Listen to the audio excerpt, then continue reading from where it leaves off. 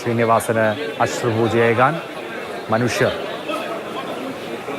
നാനാജാതി മനുഷ്യർ ഇതാ ഈ കണ്ടനാട്ടെ വീട്ടിലേക്ക് എത്തിക്കൊണ്ടേയിരിക്കുകയാണ്. സ്നേഹ മോൾ നൈനാനുണ്ട്. സ്നേഹ, സംസ്കാര ചടങ്ങുകൾ 10 മണിക്കാണ് നിശ്ചയിച്ചിരുന്നത്. പക്ഷേ ഞാൻ ഈ ദൃശ്യങ്ങളിൽ നിന്ന് മനസ്സിലാക്കുന്നത് അനസ്യൂതം ജനപ്രവാഹം അവിടേക്കുണ്ട്, ആളുകൾ വന്നുകൊണ്ടേയിരിക്കുകയാണ് എന്നാണ്.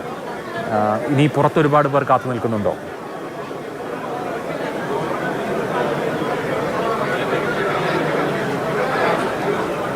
തീർച്ചയായും അഭിലാഷ്, പുറത്ത് ഒരുപാട് പേര് കാത്തു നിൽപ്പുണ്ട്. ഏറ്റവും അവസാന നിമിഷം ഒരു നോക്ക് ശ്രീനിവാസനെ, അവരുടെ സ്വന്തം ശ്രീനിയേട്ടനെ കാണാൻ വേണ്ടിയിട്ട് നിരവധി ആളുകളാണ് വിവിധ ജില്ലകളിൽ നിന്നും ഇന്നലെ മുതൽ ഇവിടേക്ക് എത്തിച്ചേർന്നത്. ആളുകൾ അവസാനമായി ഒരു നോക്ക് കാണാൻ വേണ്ടിയിട്ട് ഇപ്പോഴും എത്തിക്കൊണ്ടിരിക്കുകയാണ്. ജനത്തിരക്ക് നിയന്ത്രിക്കാനായിട്ടുള്ള ഒരു പോലീസ് ഉദ്യോഗസ്ഥരടക്കം ജനത്തിരക്ക് നിയന്ത്രിക്കാനായിട്ടുള്ള കഷ്ടപ്പാടുകളൊക്കെ തന്നെയാണ് ദൃശ്യങ്ങളിൽ നിന്ന് നമുക്ക് കാണുന്നത്. മതാചാര പ്രകാരമുള്ള ചടങ്ങുകൾ, പ്രാർത്ഥനകളെല്ലാം തന്നെ അവസാനിച്ചു കഴിഞ്ഞു. ഇനി അല്പസമയത്തിനകം തന്നെ അദ്ദേഹത്തിൻ്റെ ശ്രീനിവാസൻ്റെ ഭൗതിക ശരീരം ചിതയിലേക്ക് എടുക്കും.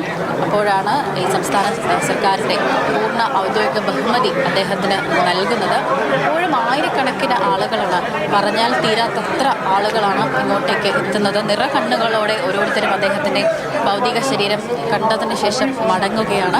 വളരെ ഹൃദയം നിറങ്ങുന്ന ഒരു കാഴ്ച തന്നെയാണ്. വിവിധ മേഖലകളിൽ നിന്നുള്ള ആളുകൾ, സിനിമ, രാഷ്ട്രീയ, സാംസ്കാരിക രംഗത്തെ അടക്കം ആളുകൾ, സാധാരണക്കാരായിട്ടുള്ള ആളുകൾ. അദ്ദേഹം കണ്ണൂർ പാട്യത്തായിരുന്നു ജനിച്ചത്, അദ്ദേഹത്തിൻ്റെ ജന്മനാട് അവിടെയായിരുന്നു. അവിടെ നിന്നുള്ള ആളുകൾ, അദ്ദേഹത്തിൻ്റെ ബാല്യകാല സുഹൃത്തുക്കളടക്കം നിരവധി പേരാണ് ഇവിടേക്ക് എത്തുന്നത്. അതുമാത്രമല്ല, വിവിധ ജില്ലകളിൽ നിന്നും അദ്ദേഹത്തിൻ്റെ ആസ്വാദകരും ഇവിടേക്ക് എത്തിച്ചേരുന്നുണ്ട്. അവരോടെല്ലാം സംസാരിച്ചപ്പോൾ അദ്ദേഹം വലിയ സ്വാധീനം അവരുടെ ജീവിതത്തിൽ ചെലുത്തിയിട്ടുണ്ട് എന്നത് തന്നെ മനസ്സിലായി. പ്രത്യക്ഷമായും പരോക്ഷമായും എല്ലാം വലിയ സ്വാധീനം ശ്രീനിവാസൻ ഓരോരുത്തരുടെയും, അതായത് പ്രമുഖരായിട്ടുള്ള ആളുകളുടെ മുതൽ സാധാരണക്കാരുടെ അടക്കം ജീവിതത്തിൽ അദ്ദേഹം ചെലുത്തിയ സ്വാധീനം വളരെ വലുതാണ്. ഈ തിരക്കുകളിൽ നിന്നും നമുക്ക് മനസ്സിലാക്കാനായിട്ട് സാധിക്കുന്നതുമാണ്. അല്പസമയത്തിനകം തന്നെ ശ്രീനിവാസൻ്റെ ഭൗതിക ശരീരം ചിതയിലേക്ക് എടുക്കും. പക്ഷേ അതിന് മുന്നോടിയായി ഏറ്റവും ഒടുവിലായി ഇതുവരെ കാണാത്തവർക്കായി കാണാനുള്ള ഒരു അവസരമാണ് എടുക്കുന്നത്. മതാചാര പ്രകാരമുള്ള ചടങ്ങുകളൊക്കെ തന്നെയാണ് അവസാനിച്ചത്. അതിനുശേഷം ഉടൻ തന്നെ അദ്ദേഹത്തിൻ്റെ ഭൗതിക ശരീരം ചിതയിലേക്ക് എടുക്കും. ഇനി ശ്രീനിവാസനില്ല, തങ്ങളുടെ പ്രിയപ്പെട്ട ശ്രീനിയേട്ടനില്ല എന്നൊരു സത്യം എല്ലാവർക്കും ഉൾക്കൊള്ളുക തന്നെ വലിയ പ്രയാസമാണ്. അത് ഓരോരുത്തരുടെ മൗനങ്ങളിൽ നിന്നും നമുക്ക് അത് വ്യക്തമാണ്. പക്ഷേ അദ്ദേഹത്തെ ഓർക്കാൻ അദ്ദേഹത്തിൻ്റെ സിനിമകൾ തന്നെ ധാരാളമാണ്. നമ്മുടെ കുടുംബത്തിൽ നിന്നും ഒരാൾ നഷ്ടമായ പ്രതീതിയായിരുന്നു ഇന്നലെ ശ്രീനിവാസൻ വിടവാങ്ങി എന്നൊരു വാർത്ത പുറത്തു വന്നപ്പോൾ തന്നെ നമുക്ക് എല്ലാവർക്കും തോന്നിയത് അത് അദ്ദേഹത്തിൻ്റെ സിനിമ ഒന്നുകൊണ്ട് മാത്രമാണ്. അത് മാത്രമല്ല, അദ്ദേഹം ആളുകളോട് ഇടപഴകുന്ന രീതി. ഏകദേശം 10 വർഷത്തിലധികമായി അദ്ദേഹം ഇവിടെ കണ്ടനാട് എത്തിയിട്ട്, പക്ഷേ ഈ കണ്ടനാട്ടുകാർക്ക് പ്രിയപ്പെട്ട ഒരാളായിരുന്നു ശ്രീനിയേട്ടൻ. ഇവിടെ കണ്ടനാട്ടെ കൊയ്ത്തുത്സവത്തിലെല്ലാം ഒരു നിറ സാന്നിധ്യം തന്നെയായിരുന്നു അവരുടെ സ്വന്തം ശ്രീനിയേട്ടൻ എന്നത്.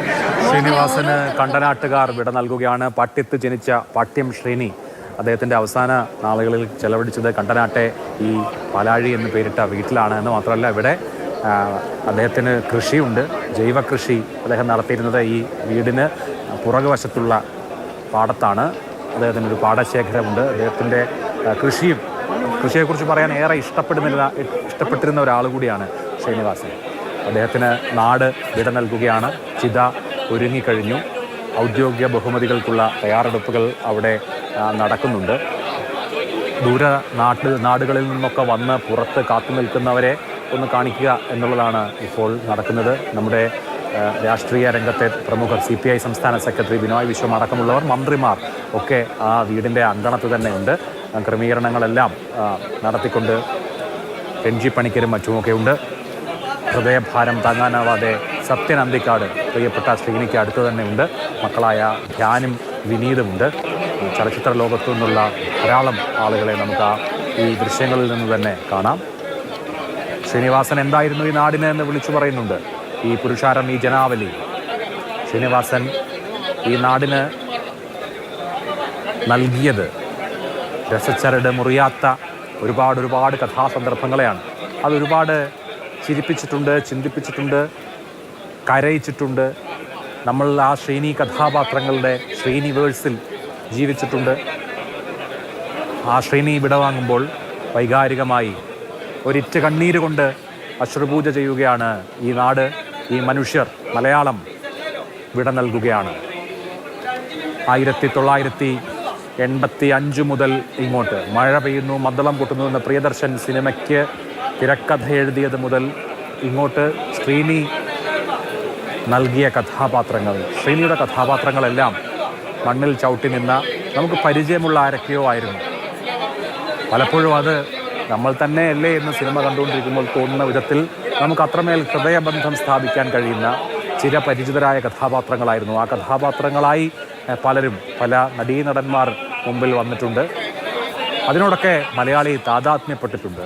ആ കഥാപ്രപഞ്ചത്തിൻ്റെ, ആ കഥാപാത്രങ്ങളുടെ സ്രഷ്ടാവ് വിടവാങ്ങുമ്പോൾ കണ്ണീരണിഞ്ഞ് കേരളം വിട നൽകുകയാണ്.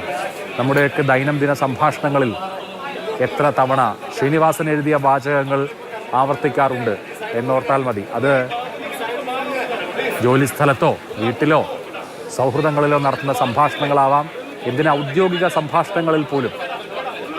ഗ്ലോബൽ ഇൻവെസ്റ്റേഴ്സ് മീറ്റ് കേരളത്തിൽ നടന്നപ്പോൾ അന്നത്തെ പ്രധാനമന്ത്രി അടൽ ബിഹാരി വാജ്പേയി ജിം ഉദ്ഘാടനം ചെയ്തുകൊണ്ട് നിക്ഷേപക സൗഹൃദ അന്തരീക്ഷത്തെക്കുറിച്ച് പറഞ്ഞത് ശ്രീനിവാസൻ്റെ വരവേൽപ്പ് എന്ന സിനിമ ഉദ്ധരിച്ചുകൊണ്ടായിരുന്നു.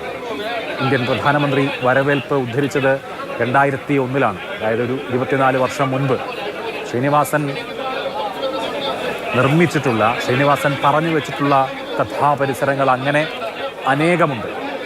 ഇന്ത്യൻ പ്രധാനമന്ത്രിയായിരുന്ന വാജ്പേയി മുതൽ നമ്മൾ ഓരോരുത്തരും ഉദ്ധരിക്കുന്ന ഒരുപാട് കഥാസന്ദർഭങ്ങൾ, ഒരുപാട് സംഭാഷണങ്ങൾ, ഒരുപാട് മുഹൂർത്തങ്ങൾ, അവയെല്ലാം അവശേഷിപ്പിച്ചാണ്, അവയെല്ലാം ബാക്കി വെച്ചാണ് ശ്രീനിവാസൻ മടങ്ങുന്നത്. ശ്രീനിക്ക് അശ്രുപൂജ ഏകുകയാണ്, ശ്രീനിക്ക് അന്ത്യാഭിവാദ്യം അർപ്പിക്കുകയാണ് ഈ ജനത. പ്രദീപ് ജോസഫ് കൂടിയുണ്ട്. പ്രദീപ്, 10:30 കഴിഞ്ഞിരിക്കുന്നു സമയം. പക്ഷേ സാധാരണക്കാരായ ഒരുപാട് മനുഷ്യരെ വരിവരിയായി അകത്തേക്ക് പ്രവേശിപ്പിക്കുന്നത് കാണാം ഈ ദൃശ്യങ്ങളിൽ. അവർക്ക് ശ്രീനിവാസൻ എന്ന മനുഷ്യനെ സിനിമയിൽ കണ്ടാകും പരിചയം, നേരിട്ട് കണ്ടിട്ടുള്ള നാട്ടുകാരും ഉണ്ടാകും, ദൂരനാടുകളിൽ നിന്ന് വരുന്ന ആളുകളും ഉണ്ടാകും. ഒരിറ്റ് കണ്ണീര് ശ്രീനിവാസന് വേണ്ടി പൊഴിക്കുക, അന്ത്യാഭിവാദ്യം അർപ്പിക്കുക എന്നുള്ളതാണ് അവരെല്ലാം ആഗ്രഹിക്കുന്നത്. ഇനിയും ഒരുപാട് പേരുണ്ടോ? തീർച്ചയായും അഭിലാഷ്, നമ്മളൊക്കെ ഒരുപാട് ചിരിപ്പിച്ച ഒരാൾ ഏറ്റവും ഒടുവിൽ ഒരു ഇത്തിരി കണ്ണീർ തുള്ളികൾ വീഴ്ത്തി കടന്നു പോകുന്നു.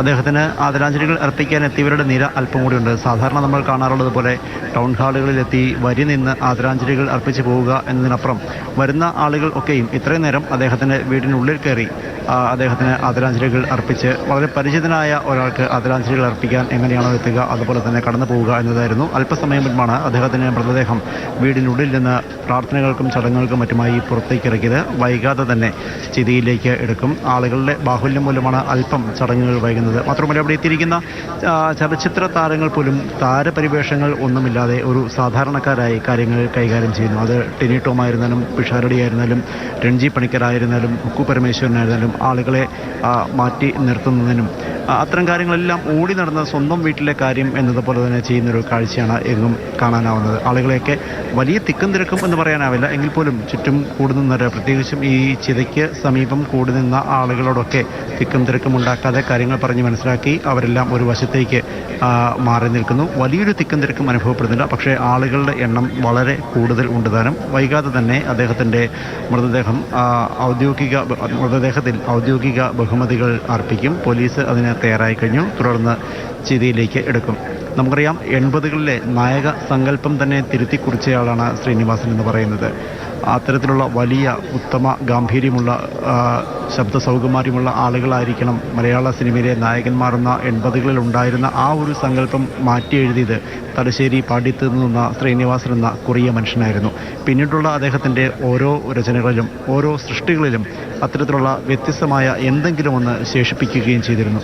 എറണാകുളത്ത് സ്ഥിരതാമസമാക്കിയതിനു ശേഷം ശരിക്കും അദ്ദേഹം ഈ നാട്ടുകാരനായി തന്നെയാണ് ജീവിച്ചത്. അതുകൊണ്ട് തന്നെ ഈ നാട്ടിൽ നിന്നുള്ള നാട്ടുകാരനായ ഒരാൾ മരിച്ചാൽ നമ്മളൊക്കെ എങ്ങനെയാണോ പെരുമാറുക, എങ്ങനെയാണോ ആദരാഞ്ജലികൾ അർപ്പിക്കാൻ പോവുക, അതുപോലെ തന്നെ സ്വന്തം നാട്ടുകാരനായ ശ്രീനിവാസന്, അല്ലാതെ ശ്രീനിവാസൻ എന്നുള്ള സിനിമക്കാരനെ ആദരാഞ്ജലികൾ അർപ്പിക്കാനോ അദ്ദേഹത്തെ കാണാനെത്തുന്ന ചലച്ചിത്ര മേഖലയിലെ മറ്റു പ്രമുഖരെ കാണാൻ വേണ്ടിയോ അല്ല, മറിച്ച് കണ്ടനാടുകാരനായി ജീവിച്ച നാട്ടിൻപുറത്തുകാരനായ ശ്രീനിവാസന് തങ്ങളുടെ സമൂഹത്തിൽ ഇത്രയും ദിവസം ഉണ്ടായിരുന്ന കൃഷി കാര്യങ്ങളിലും ജൈവ ഉൽപ്പന്നങ്ങളുടെ വിപണനത്തിലും അങ്ങനെയൊക്കെയുള്ള കാര്യങ്ങളിൽ ഒപ്പമുണ്ടായിരുന്ന ശ്രീനിവാസൻ എന്ന തനി ഗ്രാമീണനായ മനുഷ്യന് ആദരാഞ്ജലികൾ അർപ്പിക്കാനെത്തുന്നതിൻ്റെ ഹൃദയഭാരവുമായാണ് ഓരോരുത്തരും എത്തിയിരിക്കുന്നത് എന്ന് അവരുടെ മുഖങ്ങളിൽ തന്നെ വ്യക്തമാകും.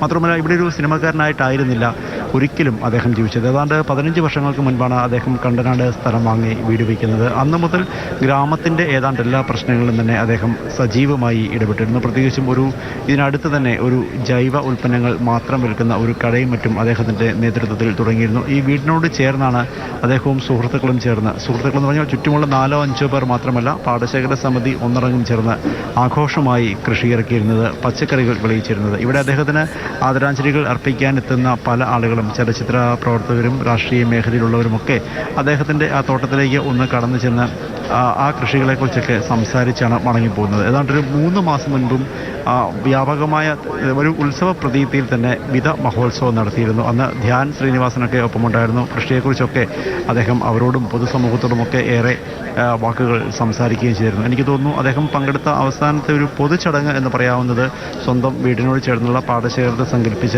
ആ ഒരു വിധ ഉത്സവമായിരുന്നിരിക്കാം. കുറച്ച് നാളുകളായി രോഗത്തിൻ്റെതായ അവശതകൾ ഉണ്ടായിരുന്നു എങ്കിൽ തന്നെ കൃഷി സംബന്ധിയായ കാര്യങ്ങളിലൊക്കെ അദ്ദേഹം അപ്പോഴും സജീവമായി ഇടപെട്ടിരുന്നു. മാത്രമല്ല രോഗം വന്ന് പിന്നീട് വലിയ മൾട്ടി സ്പെഷ്യാലിറ്റി ഹോസ്പിറ്റലുകളിൽ ചികിത്സിച്ച് ഭേദമായാൽ അങ്ങനെ ഭേദമാകുന്നതിനേക്കാൾ നിന്ന് രോഗം വരാതിരിക്കാൻ വേണ്ടി രാസവളം കലർന്ന പച്ചക്കറികൾ ഉപേക്ഷിക്കുക, രാസവസ്തുക്കൾ ഉപേക്ഷിക്കുക, അങ്ങനെ രോഗങ്ങളെ പ്രതിരോധിക്കുക എന്നുള്ള സന്ദേശം ഉയർത്തിക്കൊണ്ടുവന്ന ആളാണ് ശ്രീനിവാസൻ എന്ന് പറയുന്നത്. സമൂഹത്തിന് തന്നെ വലിയൊരു ചിന്ത നൽകിയ, വലിയ ഒരു പുതുചിന്തയിലേക്ക് കേരളത്തിൻ്റെ പൊതുസമൂഹത്തെ അത്തരത്തിൽ നയിച്ച വ്യക്തി കൂടിയാണ് ശ്രീനിവാസൻ. കാരണം രാസവളത്തിൻ്റെ അമിതമായ ഉപയോഗം, അതുണ്ടാക്കുന്ന രോഗങ്ങൾ, ഇവയെക്കുറിച്ചൊക്കെ കൂടുതലായി ചിന്തിക്കാൻ അദ്ദേഹത്തിൻ്റെ വാക്കുകൾ പ്രേരിപ്പിച്ചു എന്നുള്ളത് 100% ശരിയാണ്. അങ്ങനെ സമൂഹത്തിന് എല്ലാ അർത്ഥത്തിലും, അത് കലയിലൂടെ ആയിരുന്നാലും മറിച്ച് ചിന്തകളിലൂടെ ആയിരുന്നാലും ഒക്കെ ഒരു നവചിന്ത നൽകിയ, അല്ലെങ്കിൽ ചിന്തകൾക്കൊരു നവഭാഷ്യം നൽകിയ ആളാണ് കടന്നു പോകുന്നത്. ഏതാണ്ട് 4 പതിറ്റാണ്ടിലധികം നീണ്ട ചലച്ചിത്ര ജീവിതത്തിൽ അദ്ദേഹത്തിൻ്റെ മിക്കവാറും ഏതാണ്ട് എല്ലാ സിനിമകളിലെയും ഓരോ ഡയലോഗുകളെങ്കിലും മലയാളി ദിവസത്തിൽ ഒരു തവണയെങ്കിലും പലപ്പോഴും പറയാറുണ്ട്. നമുക്കറിയാം, ഏറ്റവും ഒടുവിൽ ഈ തദ്ദേശ സ്വയംഭരണ സ്ഥാപനങ്ങളിലേക്കുള്ള തെരഞ്ഞെടുപ്പിൻ്റെ ഫലം വന്നപ്പോഴൊക്കെ ട്രോളുകളിൽ ഏറ്റവും കൂടുതൽ നിറഞ്ഞത് ശ്രീനിവാസൻ്റെ സന്ദേശം സിനിമയിലെ സീനുകളും ഡയലോഗുകളും ഒക്കെയായിരുന്നു. എന്ന് പറഞ്ഞ പോലെ വരവേൽപ്പിലേതായിരുന്നാലും അങ്ങനെ ഏത് സിനിമ നോക്കിയാലും അതിൽ ചില സിനിമകളിൽ, വിദ്യാരംഭം പോലുള്ള സിനിമകളിൽ താത്വികമായൊരു അവലോകനമുണ്ട്. അതല്ലെങ്കിൽ പൊന്മുട്ടയിടുന്ന താറാവ്, അത്തരം സിനിമകളിലേക്ക് പല സീനുകളും ഇന്നും ആളുകൾക്ക് ഹൃദയസ്ഥമാണ്.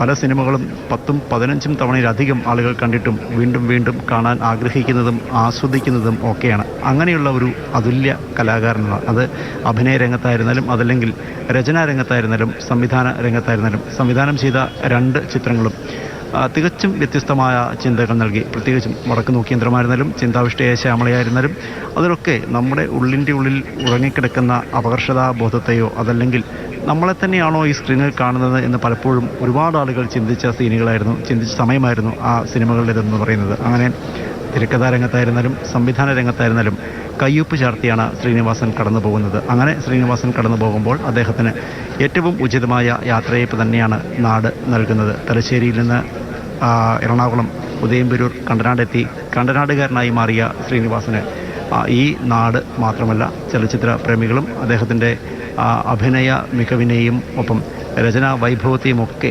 സ്നേഹിക്കുന്ന, ഇഷ്ടപ്പെടുന്ന ആളുകൾ വിവിധ ദേശങ്ങളിൽ നിന്ന് ആദരാഞ്ജലികൾ അർപ്പിക്കുന്നതിന് വേണ്ടി എത്തിയിട്ടുണ്ട്. അവരൊക്കെ ചേർന്ന് അദ്ദേഹത്തിന് ഉചിതമായ യാത്രയയപ്പ് നൽകുന്നു. പ്രാർത്ഥനാ ചടങ്ങുകൾ പൂർത്തിയായാൽ വൈകാതെ തന്നെ ശ്രീനിവാസൻ്റെ മൃതദേഹം ഇവിടെ ചിതിയിലേക്ക് എടുക്കും.